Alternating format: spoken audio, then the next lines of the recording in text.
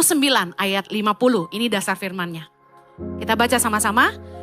Garam memang baik, tetapi jika garam menjadi hambar, dengan apakah kamu mengasinkannya?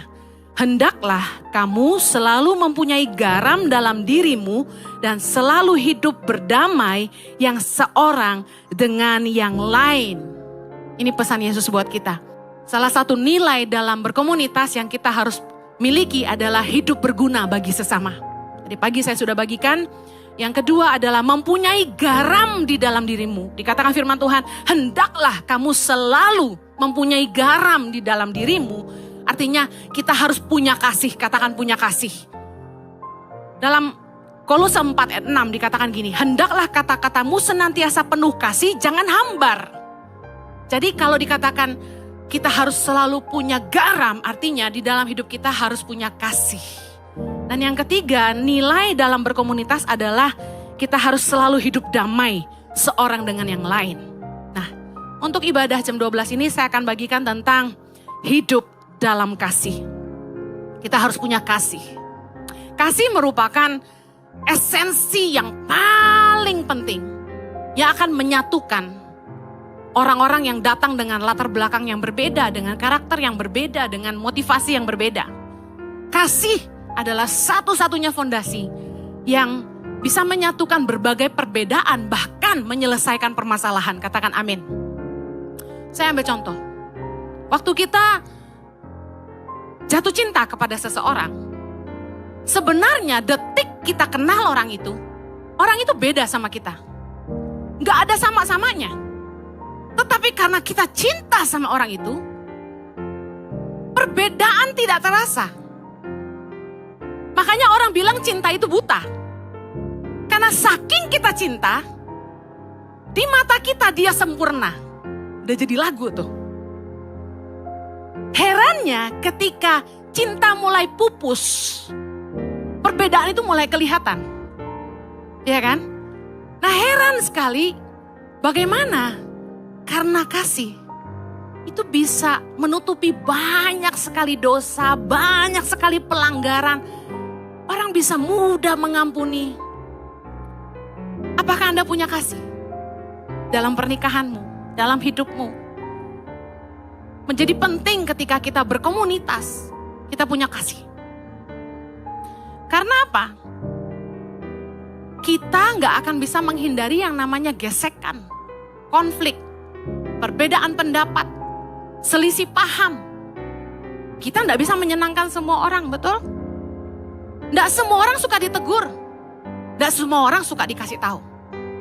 Kita maksud baik pun belum tentu diterima dengan baik. Karena itu kita perlu punya kasih. Mari kita lihat dalam Kolose 3 ayat 12 sampai 14. Kolose 3. Kita baca sama-sama.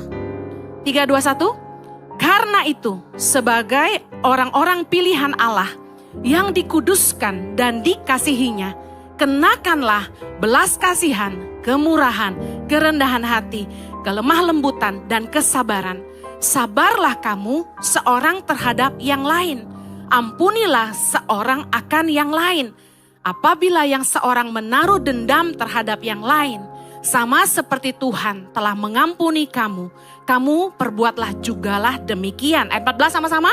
Dan di atas semuanya itu, kenakanlah kasih sebagai pengikat yang mempersatukan dan menyempurnakan. Saya akan bahas satu-satu.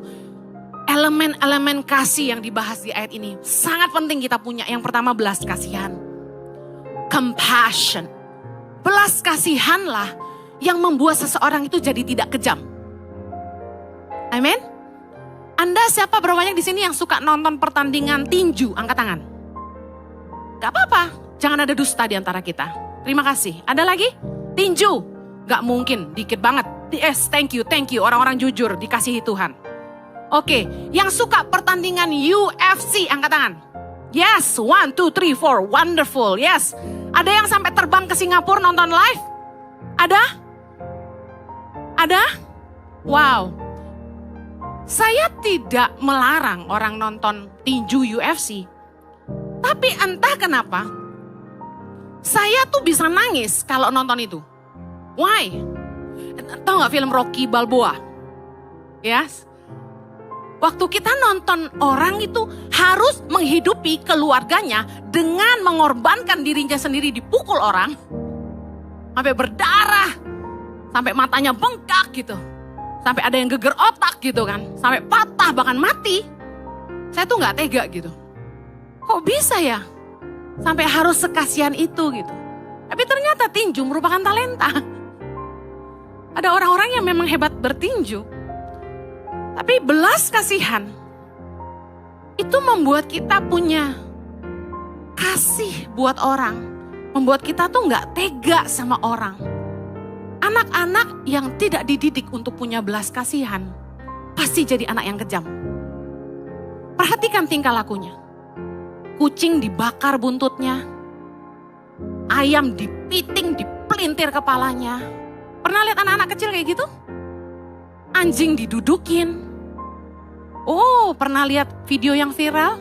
Yang anjing dilempar ke rawa-rawa dimakan buaya? Itu betapa orang kejam sekali. Belas kasihan menjadi esensi yang sangat penting dalam kasih. Bahwa kita tidak bisa berbuat jahat sama orang karena kita punya belas kasihan. Belas kasihan tuh simply gini. Kamu tidak tega lihat orang lain menderita. Tidak bisa lihat orang lain susah. 3 hal yang saya pernah katakan yang paling menyentuh hati saya adalah kalau saya lihat orang gak bisa makan. Yang kedua, kalau lihat orang gak bisa berobat. Yang ketiga, kalau lihat anak sekolah gak bisa sekolah karena gak punya biaya. 3 hal ini sangat menyentuh hati saya. Gak bisa gitu, gak kuat. Orang akan bilang saya bodoh, tapi saya baca di firman Tuhan, Yesus kita adalah sosok yang penuh belas kasihan. Ketika dia turun dari perahu, dia lelah sesungguhnya. Tapi ketika dia melihat orang banyak berkerumun menunggu dia, haus akan pengajarannya. Dikatakan firman Tuhan, tergeraklah hatinya oleh belas kasihan. Bahkan ketika mereka tahu orang-orang ini sudah mengikuti dia berhari-hari dan mereka belum makan. Yesus bertanya kepada murid-muridnya, adakah lauk pauk padamu? Di manakah kita bisa membeli roti untuk memberi mereka ini makan? Bukan karena Yesus saat itu punya uang. Tapi Yesus punya belas kasihan. Dia tergerak oleh belas kasihan. Berkali-kali firman Tuhan catat itu. Bahkan sebelum dia menyembuhkan orang-orang sakit, hatinya digerakkan oleh belas kasihan. Saya percaya satu hal yang Tuhan bicara buat saya adalah ini. Pelayanan tangan pengharapan, penuh mujizat karena kami punya belas kasihan. Kita berpikir, oh kita tidak seperti Yesus. Bisa kasih makan 5.000 orang, menyembuhkan orang sakit. Kita ludahi mata yang buta jadi melihat. Mungkin kita tidak punya mujizat seperti Yesus. Tapi saya kasih tahu, hari ini tangan pengharapan mengalami keajaiban Tuhan. Ketika kami bisa mengoperasi katarak ribuan mata secara gratis. Ketika kita bisa bangunin rumah buat ratusan masyarakat tidak mampu di NTT. Ketika hari ini kita bisa kasih makan 7.500 anak di 100 desa di seluruh Indonesia. Amin. Itu mujizat dari Tuhan. Saya kasih tahu, semuanya berangkat dari belas kasihan. Tuhan menaruh belas kasihan dalam hati saya untuk menolong masyarakat tidak mampu di Indonesia. Kalau Anda punya belas kasihan, saya kasih tahu, mujizat Tuhan akan terjadi dalam hidupmu. Tanpa belas kasihan, orang tidak akan punya kepedulian. Salah satu pendidikan emotion quotient yang kita harus ajarkan kepada anak-anak EQ, yaitu love Q, adalah kepedulian. Care for people. Bahaya sekali ketika anak-anak itu hanya kita dorong menjadi cerdas, tapi tidak diimbangkan dengan belas kasihan. Apa yang terjadi? Orang-orang hebat seperti Hitler. Apakah dia tidak hebat? Sangat hebat. Hitler tuh orang hebat loh, punya pengaruh yang luar biasa, wibawa yang mengerikan. Ribuan orang bisa tunduk sama dia, bahkan mungkin ratusan ribu dengar dia. Tapi apa yang dia lakukan? Dia bunuh bangsa-bangsa Yahudi. Orang kalau cerdas saja, hebat saja, tidak punya kepedulian sama sesama, mengerikan. Hari ini, saya yakin orang-orang yang dikirim Tuhan ke Impact Community Indonesia, kalau soal belas kasihan tidak perlu diragukan. Saya bangga dengan Anda. Tepuk tangan buat diri Anda sendiri. Haleluya. Yakobus 2 ayat 13 berkata begini. Sebab penghakiman yang tak berbelas kasihan akan berlaku atas orang yang tidak berbelas kasihan. Tetapi belas kasihan akan menang atas penghakiman. Kalau Anda pengen mendapat belas kasihan Tuhan di hari penghakiman, jadilah orang yang penuh belas kasihan. Karena kalau orang itu tidak punya belas kasihan, penghakiman yang akan berlaku atas dia adalah penghakiman tanpa belas kasihan. Dengar baik, belas kasihan akan menang atas penghakiman. Karena belas kasihan Tuhanlah hari ini kita diselamatkan. Orang yang tidak punya belas kasihan lebih cepat menghakimi daripada mengasihi. Selalu lihat salahnya orang, selalu mencari kesalahan orang lain. Tapi orang yang punya belas kasihan akan selalu melihat sisi lain dari hidup setiap orang. Orang tuh punya banyak kelemahan. Tapi orang yang punya belas kasihan akan mampu menerima kekurangan orang lain. Di dalam rumah tangga, sebenarnya ketika kita menjadi jahat sekali sama pasangan kita, itu karena kita tidak punya belas kasihan sama pasangan kita.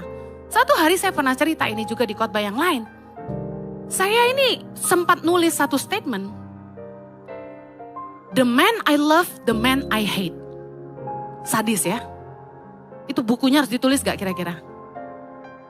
Jadi satu titik dalam hidup saya benci suami saya. Saking bencinya saya tulis itu. The man I love, the man I hate. Sebel sama suami saya saat itu. Sekarang ya cinta mati lah. Bucin aku tuh. Tapi waktu suami saya tidur satu malam, Roh Kudus berbicara kepada saya. Pandang suamimu, lihat suamimu. Dan waktu saya lihat suami saya, tiba-tiba ada belas kasihan Tuhan yang Tuhan berikan di hati saya. Saya lihat dia tidur tuh, saya kasihan gitu loh. Saya kasihan banget sama dia gitu. Tiba-tiba dari yang benci gitu bisa kasihan banget gitu. Tahu gak kenapa kasihan? Bahasa Jawanya tuh masake banget tuh kowe dapet entok bojo koyo aku. Kok kasihan banget sih kamu tuh dapat istri kayak saya gitu. 1001 alasan. Orang bilang suaminya baik, istrinya baik, tapi kenapa begitu? Anda gak ngerti lah. Yang nikah katakan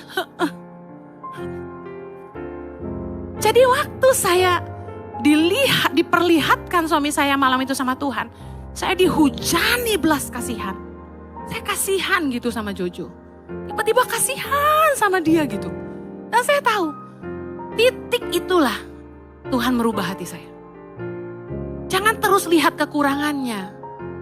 Kasihan itu bisa menerima kekurangannya dan bisa menghargai kelebihannya. Saya akhirnya kasihan sama dia. Kenapa kok punya istri ngelawan mulu, punya istri kok galak, punya istri kok marah terus, ngambek terus gitu ya. Jeleklah saya nih gitu kan. Kasihan gitu sama dia gitu. Ya udahlah, emang hatinya melayani. Emang dia lebih cinta pelayanan daripada gua, ya udahlah gitu. Jadi kayak ya udahlah. Sudah bisa mulai terima suamiku apa adanya. Coba kalau Tuhan gak kasih saya belas kasihan, mungkin banyaknya nuntut. Benar, belas kasihan tuh yang menang atas penghakiman. Akhirnya semua penghakiman saya terhadap suami saya malam itu selesai. Gak mau menghakimi lagi. Kemurahan, esensi kasih yang penting. Kemurahan gak cuma bicara soal orang itu suka memberi, generosity, suka menabur, gak cuma itu.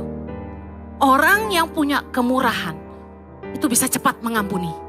Cepat melupakan kesalahan orang. Nggak simpan-simpan dendam. Kita penting punya ini. Biasanya karakter orang itu kalau dia diam, dia pendendam. Biasanya.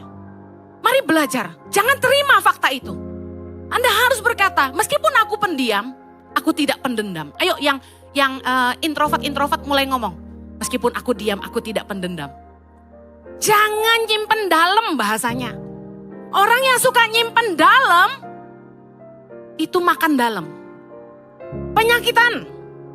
Orang yang suka kepahitan itu penyakitan. Jangan mau miliki kemurahan. Karena di hidup ini ketika kita bersentuhan dengan orang, mustahil gak ada yang nyakitin kita. Sedikit banyak perkataan orang menyinggung kita. Sedikit banyak tingkah laku orang mungkin menyinggung kita. Gak ada selesainya.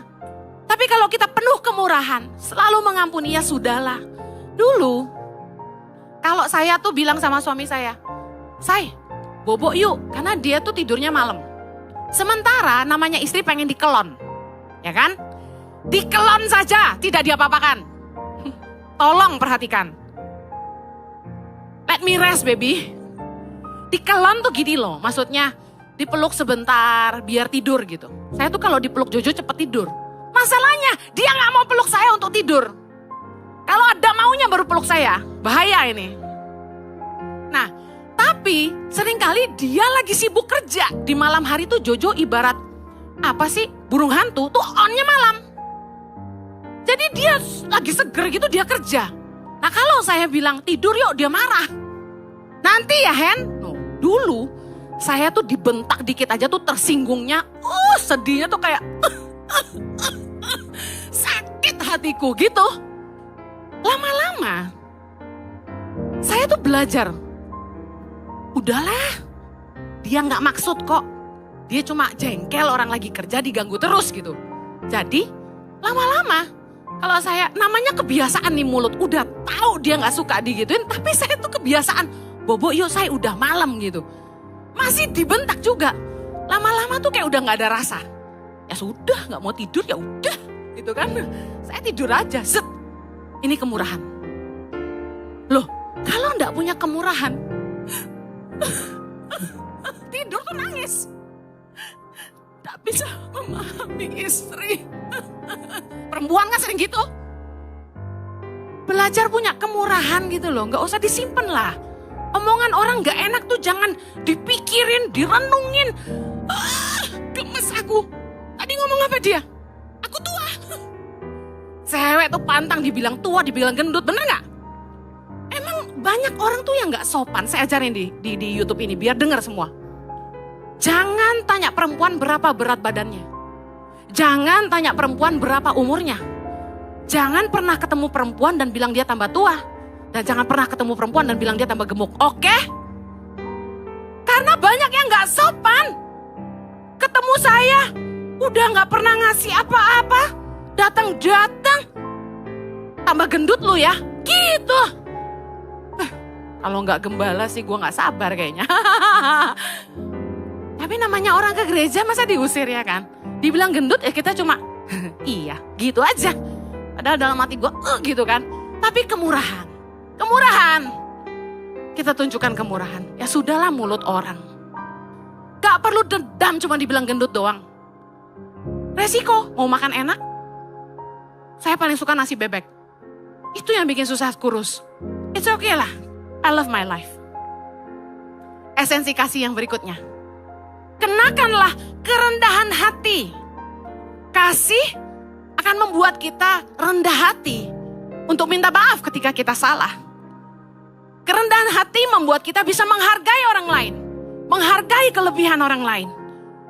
Orang yang gak punya kerendahan hati akan sulit sekali berada di tengah-tengah komunitas. Orang yang sombong gak bisa disentuh, gak bisa diomongin, pasti gak akan betah di satu komunitas.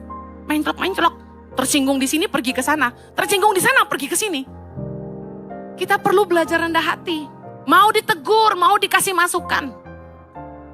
Kita harus berterima kasih loh kalau ada orang yang berani kasih tahu kita kelemahan kita untuk kebaikan kita. Amin. Saya kasih tahu. Anda bayar trainer, Anda bayar counselor, Anda bayar terapis. Untuk apa coba? Supaya Anda improve, supaya Anda jadi lebih baik.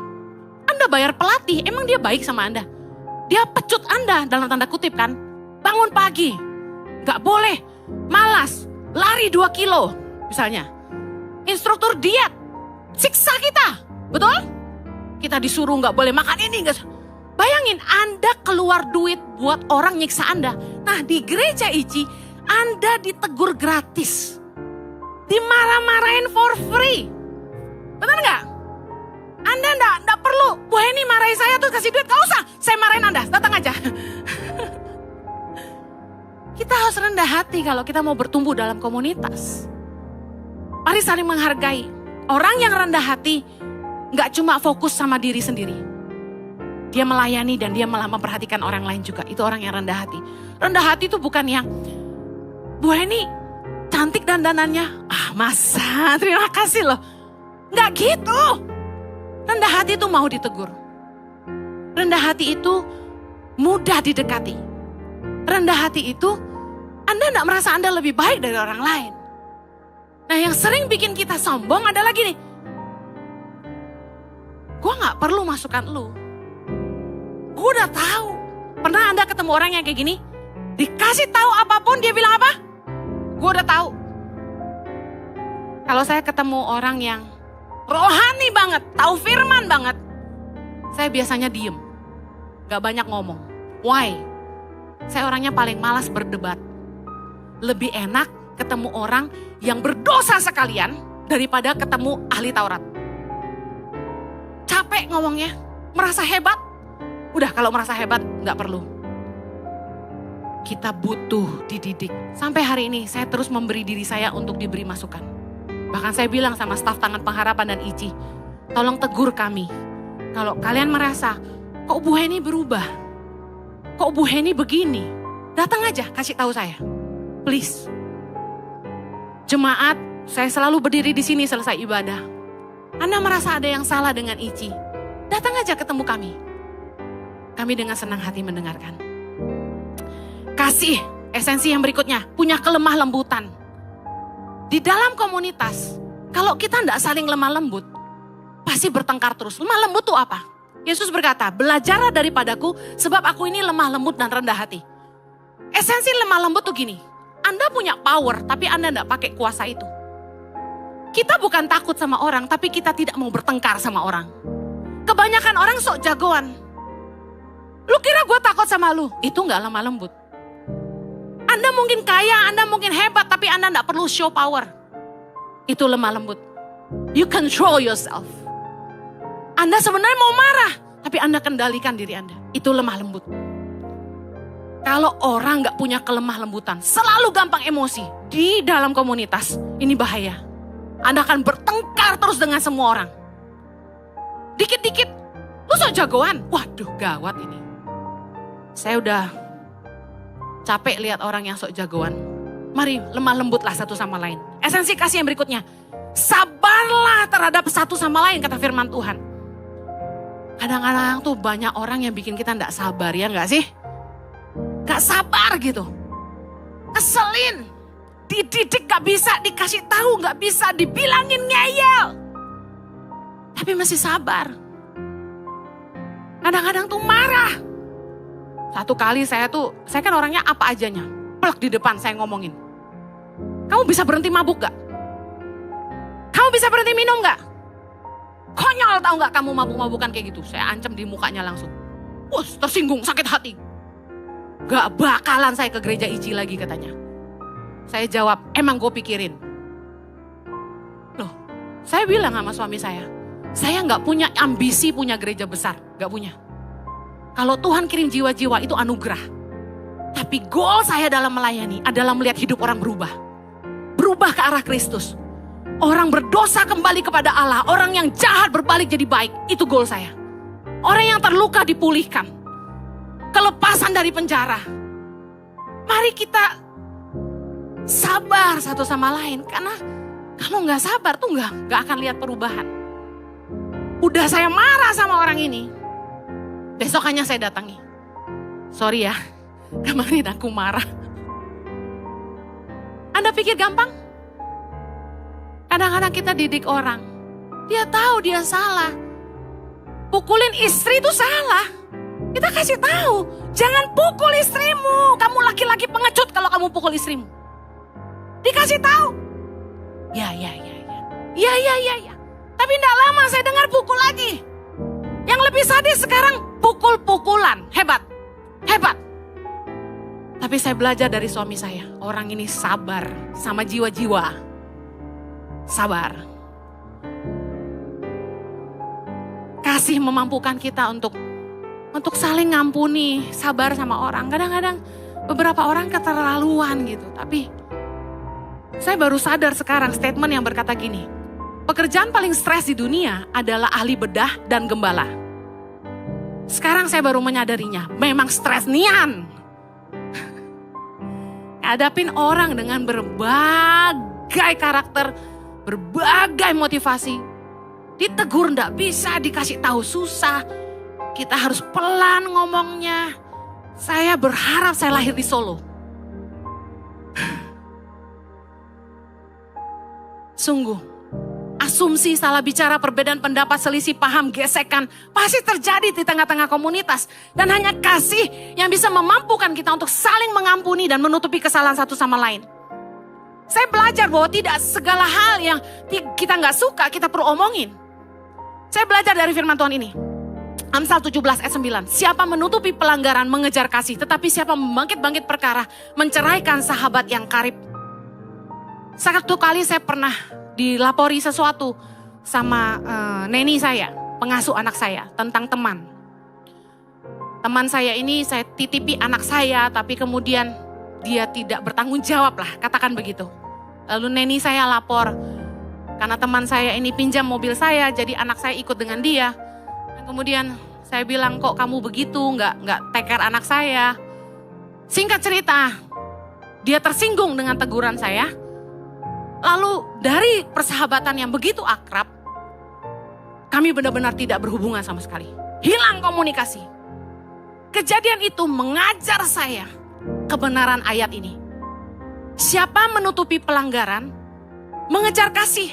Tetapi siapa membangkit-bangkit perkara, menceraikan sahabat yang karib. Gak semua hal yang kita gak suka kita perlu omongin. Karena berangkat dari kejadian itu, satu kali lagi saya dengar laporan yang masuk dari antara teman-teman.